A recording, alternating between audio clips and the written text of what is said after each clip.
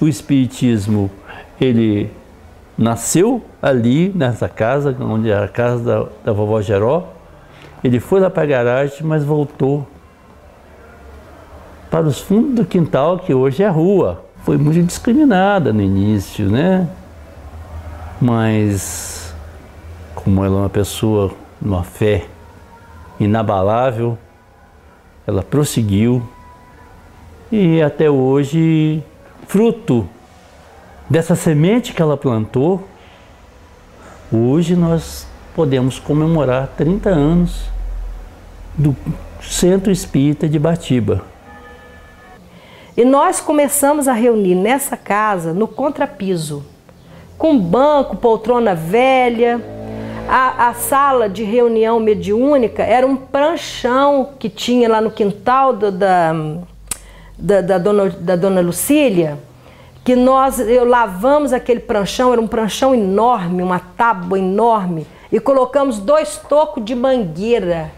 Foi eu, Eliane e os meninos lá da evangelização, fizemos ali aonde que é hoje, que está funcionando aquela sala de evangelização na recepção. Ali era uma salinha da sala mediúnica, programada. Nós colocamos uma cortina na porta e nesse pranchão nós começamos a fazer a reunião mediúnica e a evangelização. Estudava-se ali. E o chão era grosso de contrapiso, a gente tinha que jogar água borrifando com coisa, e a Dedé varria com vassoura de mato, podendo tirar as pedrinhas e não levantar muita poeira. E assim nós começamos o GEI.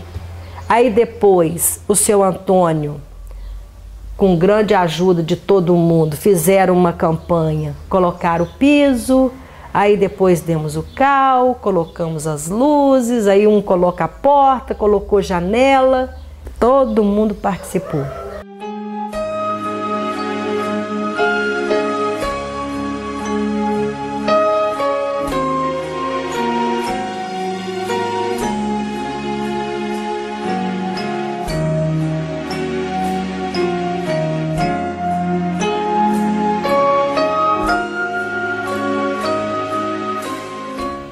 O Sr. Zé Duarte, ele me dava livros, ele tinha coleções antigas, clássicos do Espiritismo, ele puxava assunto comigo e falava assim: Rivelto, você já ouviu falar do Leon Denis?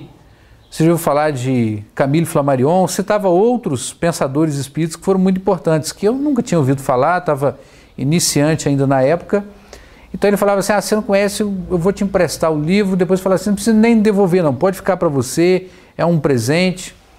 Ele, na semana que ele faleceu também, ele me chamou lá na casa dele, parece que ele estava pressentindo alguma coisa, ele deixou um recado lá no centro, alguém me deu o recado, que ele queria conversar comigo naquela semana, que eu fosse até lá. Aí fui na casa dele, nós conversamos muito tempo, umas 3 ou 4 horas na casa dele.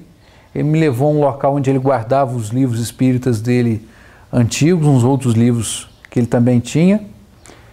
E ele foi separando aquilo tudo e tive que arrumar uma caixinha, guardar aquilo tudo e levar para casa. E interessante que ele conheceu alguns dos meus familiares antigos que eram espíritas, como o tio Zezé Aureliano, que foi uma das pessoas responsáveis para trazer o espiritismo para Ibatiba.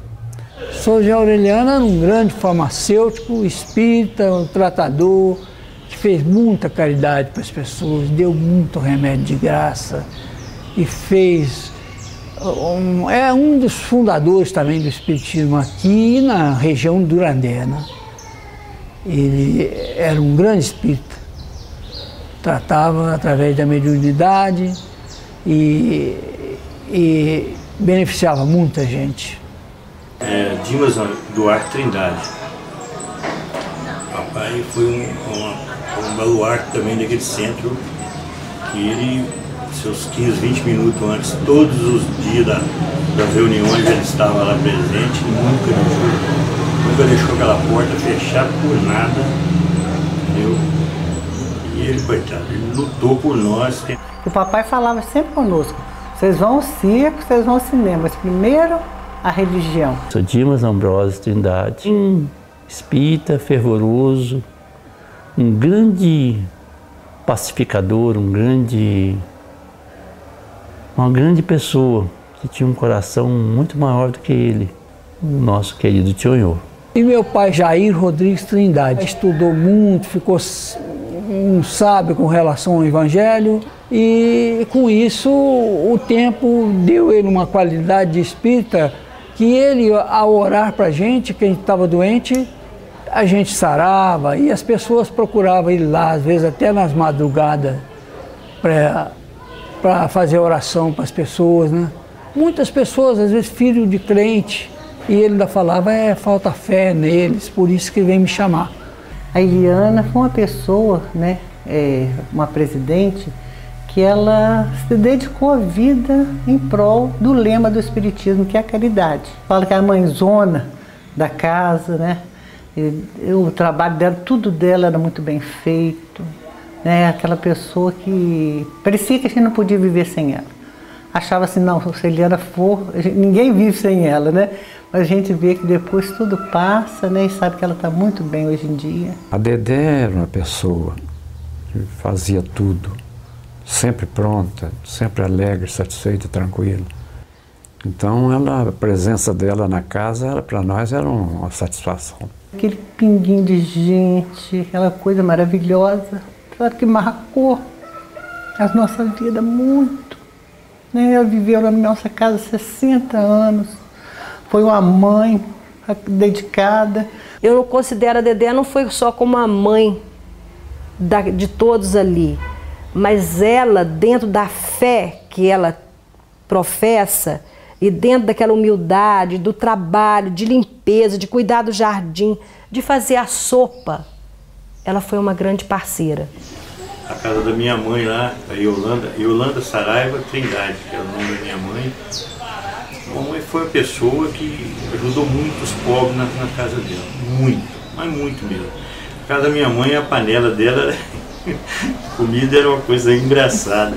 Todo mundo, a gente, nossa, faz a minha panelinha, ela não sei porquê, ela é pequena, mas ela dava tantas pessoas comer que... O meu avô, né, José Figueiredo, ele foi um dos fundadores do Grupo Espírita também. Ele frequentava as reuniões na casa da Dona Geró, com a minha avó.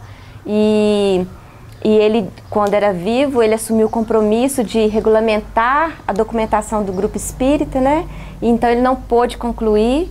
E, graças a Deus, eu e minha mãe podemos concretizar o sonho de entregar a escritura para o Grupo Espírita.